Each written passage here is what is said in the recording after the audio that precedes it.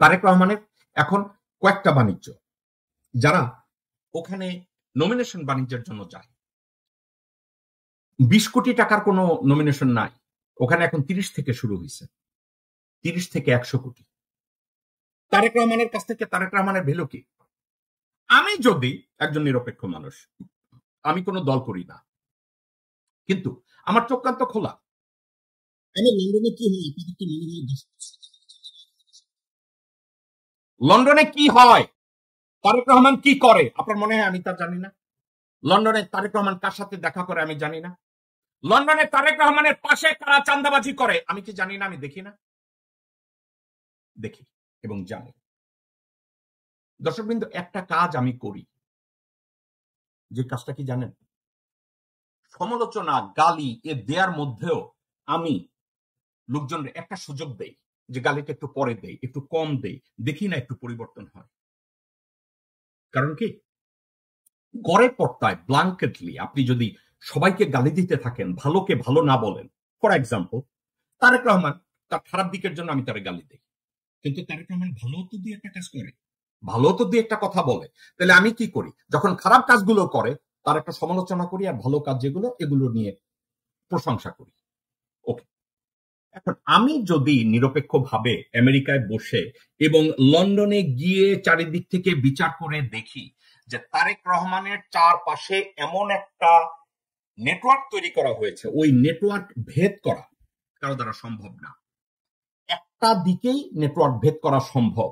ওখানে যদি আপনি $10,000 বান্ডিল দেন, $20,000 বান্ডিল দেন, $50,000 বান্ডিল দেন, বান্ডিল অনুযায়ী আপনার সম্মান হবে।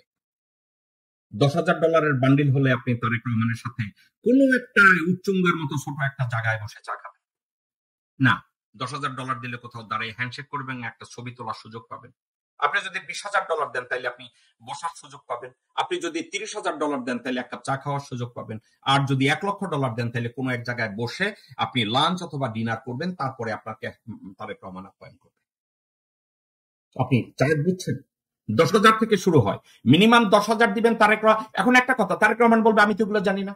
আরে ভাই, তুমি জানো না তোমার পাশে সানি বৈশা রয়েছে, কয়সর বৈশা রয়েছে, তোমার পাশে আনোয়ার হোসেন খোকন বসে রয়েছে, প্রত্যেকটা জায়গায় কমিটি বাণিজ্য করে এবং আনোয়ার হোসেন খোকন লোকজনের কাছে বলে এটাকে ভাইয়ের জন্য দিতে হবে। এখন ইদানিং আবার ভাইয়ার কাছে নমিনেশন বাণিজ্যের জন্য মাই গড 30,000, 50, মানে আমি ভুল বলছি,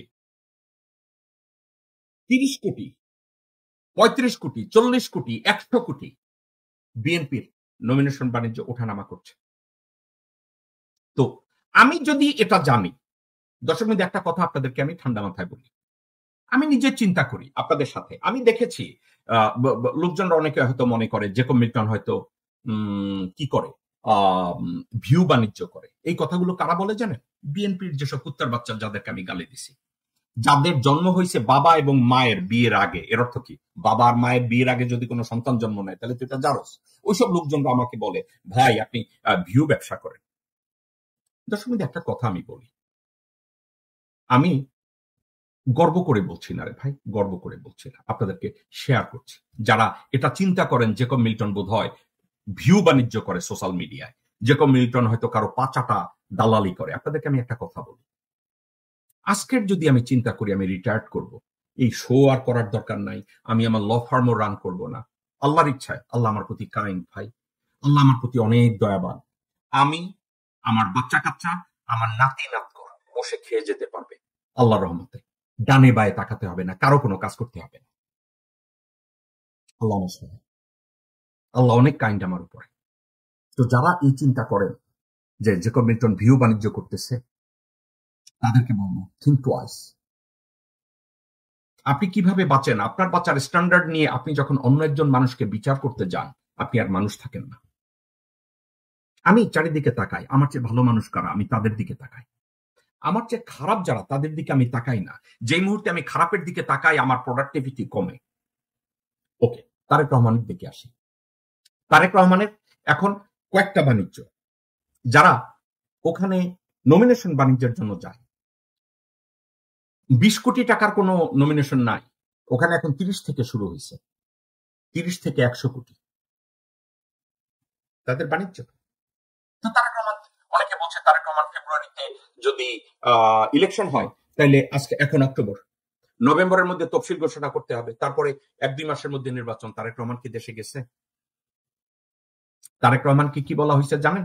সালাউদ্দিন বলছে, আমির খসরু মাহমুদ বলছে, সামা ওবায়দ বলছে, আব্দুল্লাহ ওয়াল মিন্টু বলছে, ইকবাল হোসেন টুকু বলছে বান্ডিল চলে যাবে, নমিনেশন তো আপনি ওখান থেকে দিবেন। মজুমদার ফ্যামিলির কৃতিত্ব এটা। কোন মজুমদার ফ্যামিলি? বেগম খালেদা জিয়ার বাবার ফ্যামিলি। তারা বাণিজ্য বুঝে, ওই বাণিজ্যের জন্য তারা এই কাজগুলো করে। তো সাবজেক্টটা যদি এরকম হয়, বাণিজ্যই বুঝে, তাহলে বাণিজ্য বুঝলে তো বাণিজ্য, বাণিজ্য বুঝলে বাণিজ্য, ওই বাণিজ্যটাই তারা করছে।